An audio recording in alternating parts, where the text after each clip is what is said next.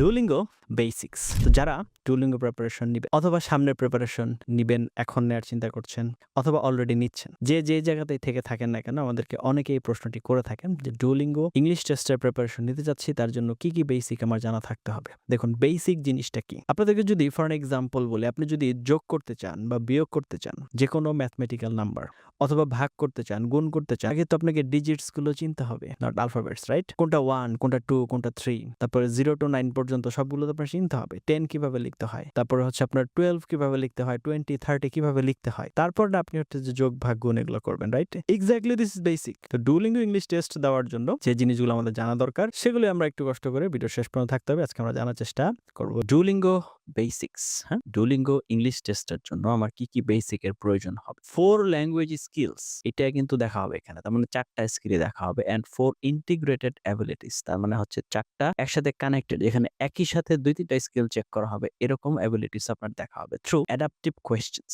The better you perform, the harder the questions become. তার মানে আপনি যত ভালো পারফর্ম করতে থাকবেন, কোয়েশ্চেন কিন্তু আরো কঠিন হতে থাকবে। The 8 core skills you need, তার মানে আপনি যদি ডুওলিঙ্গো প্রস্তুতি নিতে চান, ভালো প্রিপারেশন নিয়ে ভালো পরীক্ষা দিতে চান, এগুলো আপনার লাগবে। Number 1, vocabulary, knowing English words, example abundant, scarce, maintain, এই ওয়ার্ডগুলো জানতে হবে। Grammar, correct sentence structure, she has been working here for 5 years, এরকম টাইপ আর কি। স্যাম্পল। রিডিং কি বলছে? আন্ডারস্ট্যান্ডিং টেক্সট কুইকলি, তার মানে আপনি যে রিডিং টেক্সটটা পড়বেন, যেমন এই যে আমরা এটা পড়ছি, পড়ে কিন্তু আমার এটার বোঝার সক্ষমতা, কম্প্রিহেনশন অ্যাবিলিটি হতে হবে। Finding the main idea of a paragraph, প্যারাগ্রাফের মেইন আইডিয়াটা খুঁজে বের করার যোগ্যতা আমার থাকতে হবে।